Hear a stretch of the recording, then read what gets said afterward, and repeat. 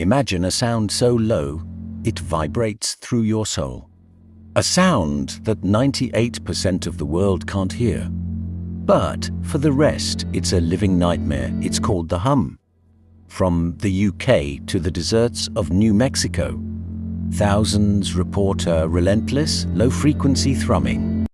Some mystery? No microphone has ever recorded it. Is it a secret military experiment?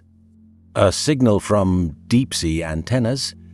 Or is the Earth itself screaming? Scientists are baffled, while victims are driven to the brink of insanity. The archives suggest this isn't a mechanical failure. It's a signal. Listen closely tonight. Tell her in the comments, do you hear IT? Follow Aetherium for more.